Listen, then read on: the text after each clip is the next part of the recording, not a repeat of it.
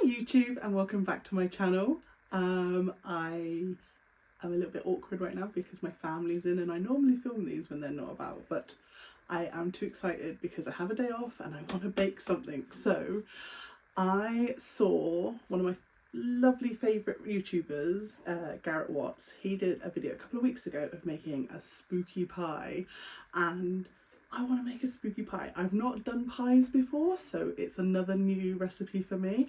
And I want to make it look not gory, but a little bit funky. So we're going to go with an apple pie recipe because it's my favourite, but we're going to add some food colouring to make it look a little bit bloody. So really excited, can't wait, gonna get my apron on and let's do some cooking and have some fun. Okay, so I have turned everything off in my kitchen and yet that rattling noise is still there. I do apologise.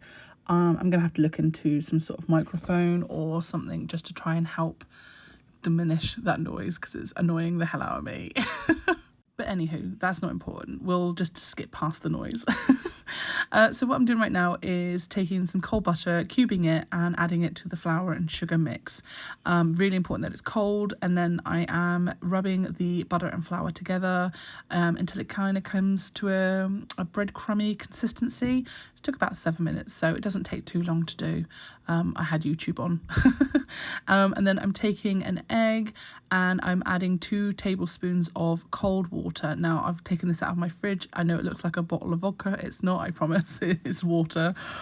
So then I am just giving it a good mix together with my water, not vodka. And then I'm adding that to my floury, buttery mixture, and then giving it a mix. Now, a tip that I found online recently, and wasn't something that I was aware of, is to use a rounded knife and just cut through until it mixes together. I've always just, dived right in with my hands. But this actually saved a lot of mess on my end because my fingers always end up covered in pastry dough or whatever. And this actually saved a lot of mess because once it was combined enough that it wasn't gooey, perfect. So there's a top tip for you there. Try cutting through your mixture with a knife. But and then all I've done here is just ripped off a section for the top, and then giving this a little bit more of a press and a roll just to make sure it is all combined because I don't want any floury sections. And then talking about flour, I'm just going to sprinkle the side there just a little bit, and then I'm going to roll it out into the size that I wanted. Now, shock horror, I don't own a pie dish. I was a bit panicked. I was like, what am I going to use? But I have a very shallow 20 centimetre cake tin. So that's what I end up using. Thank God I found these. So I'm just pressing it all in and making sure that there's no air pockets or anything like that. So it's all pressed. And then I'm going to cut off the excess around the edge, which is like the most satisfying thing. And kind of reminded me of Snow White. I don't know if you remember when the birds were making the pie. But so that is your dough. I've just popped that in the fridge now while I make the lovely delicious apple section. So I've got these Bramley apples that I bought from Asda the other day. They're a bit bruised, but is what it is. And I found my peeler, so we're going to do a much better job of peeling these apples than when I did these cinnamon and apple buns. So you want about 600 grams of apple. I'm just like peeling and coring and then chopping. You could do massive slices. I prefer my apple pies with smaller bits of apple. I think it's a texture thing for me, so I went with like 1 centimetre cubes almost.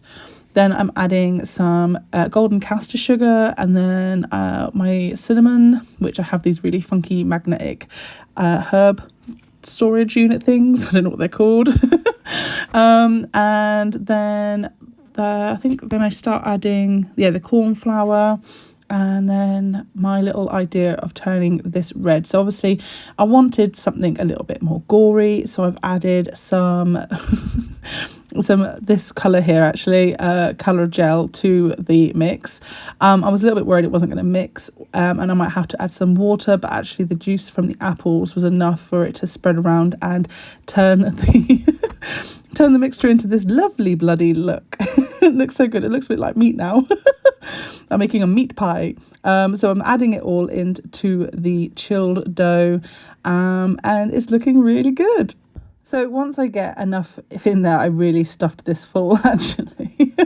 Once I'm happy with that, I'm popping that to one side and I'm going to start making the face.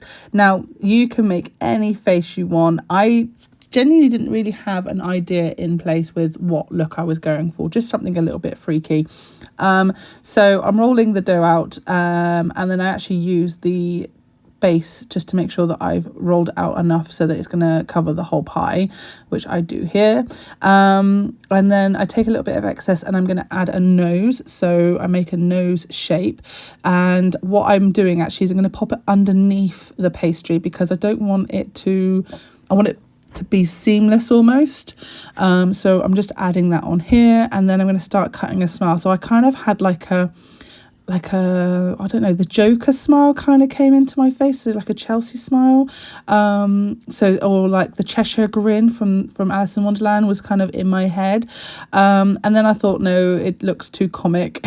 So I've added these jagged teeth. Still no kind of idea of like what was inspiration. I just was kind of thinking, I think I was thinking more pumpkin than anything, which is, you know, just when you're cutting the teeth out when you're doing the pumpkins. And then I made these eyes, which are a bit wide. And then I've popped it on. And then I suddenly thought it kind of reminds me from Sleepy Hollow, the one with Johnny Depp, and is it Christopher Walken plays the Headless Horseman when he gets his head back at the end? That's kind of what I was like thinking, like with those eyes, because he had those really weird contact lenses in, didn't he, when he got his head back, and that was kind of what was that was the feel I was going for then. So now I've just pressed all the edges together with a fork, and it's looking super spooky and freaky, I think. Definitely not appetizing at all. And then I'm just going to give the top pastry a bit of an egg wash just to make sure that it all cooks lovely. But yeah, I don't know. I sent a picture to my best friend before it was cooked, and she said it reminded her of Voldemort, which I'm guessing is because the nose is a bit flat, but I don't really see it myself. But yeah, I don't know. Let me know what you think it looks like. I can't wait to hear what you guys think. But yeah, so that goes in the oven for 45 to 50 minutes until nice and golden brown like this, and he is looking amazing. I've lost his nose a little bit, so maybe he looks a little bit more like Voldemort now, but I love how the apples in the mouth and the eyes have kind of gone like an even darker shade of red now, and his eyes very wonky. But he looks amazing. And I didn't even wait for it to cool down properly. I had to get a slice out because it just looked too good, and it smells amazing. Like, seriously smells so good. But obviously I chose a difficult place and couldn't get a proper scoop out, so had to use a spoon. But who cares? It doesn't have to be tidy as long as it gets on the plate. And some ice cream to finish. And how good does this look? Oh my god, that was so much easier than I thought it was going to be, and so much fun. And I think you could do like a whole array of different faces if you wanted to. Like, I was very basic. I think I had like a mix of like freaked out eyes and jagged face. But you could literally do pretty much any face you wanted to do, which is really cool. Be a bit more what's the word, creative than I was. I think I was just too nervous it was all going to fail.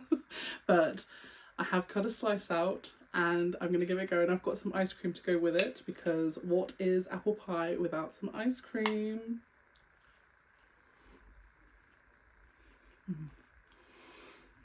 Oh my god, that's really good. Oh my goodness, that is so good. Oh. Okay, I really want to go and eat the whole thing now. Oh my goodness, that was so good. You will find the full ingredients list in my description, so please give it a go, because this is really good. And it was so easy, really easy to do. And I need to eat this because I want to go and eat it now. But hang on, I'm gonna pop it down. Hang on.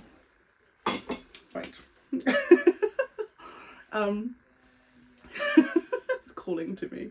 No, that was such an easy recipe. I really would recommend making this. Perfect for, it doesn't have to be Halloween. You can make it just because you want some apple pie. It was really good.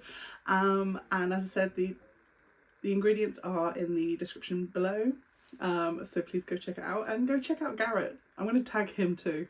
Go check out Garrett's video. If you don't know who Garrett is, he is like the sweetest soul on YouTube. I love him to bits. So go check him out as well and check his amazing video, because he did a really good job on his pie. He did a different flavour for me though. If you find you'll keep coming back, why not subscribe? I've literally hit like 59 subscribers, which is amazing, so please keep subscribing. And if you enjoyed the video, please like the video and give it a thumbs up. I really appreciate everything you guys do. Any comment, any message, anything. You guys are amazing, and I really appreciate your support. I'm going to go and stuff my face full of apple pie. But I hope you guys have a fantastic weekend, and I will see you soon. Bye!